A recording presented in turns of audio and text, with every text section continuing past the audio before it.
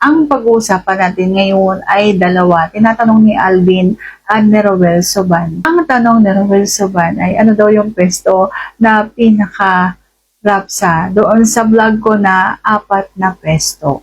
So, alin doon? At ang tinatanong naman ni Alvin ay bakit daw mainit sa loob? So, yun ito pag-uusapan for today's video. Interesado ka mo malaman ko lang ang sagot.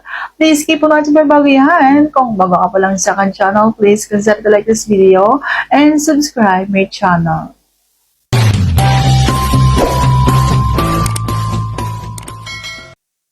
Sa tinatanong ni Alvin na bakit daw mainit sa loob, so, syempre, buhay po yan. Buhay ang iyong kapareha.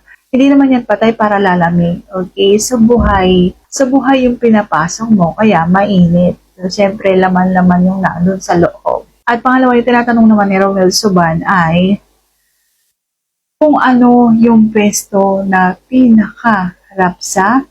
Ang masasabi ko dyan ay yung magkaharap kayo. Kasi sa magkaharap, yung magkaharap na nakapatong sa unan, yung balakang, yung magkaharap na pwede kayong magtukaan, pwedeng gumapang kung saan-saan na parte na nakakangiliti, yung inyong mga labi, yung inyong mga bunganga dyan, doon sa mula ulo hanggang doon sa hinaharap ng isang babae. So yun yung masasabi kong pinaka-rapsa para sa akin ha.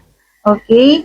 So, pangalawa na lang, pangatlo, pang-apat, yung iba, yung talikod, yung nakapatong, yung babae, yung nagmamaneho, yung ganyan, yung tagilid, yung mga ganyan. At ang pinakauna, yung kakasabi ko pa lamang.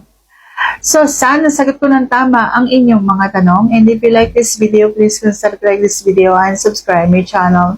Thank you for watching. See you on my next vlog.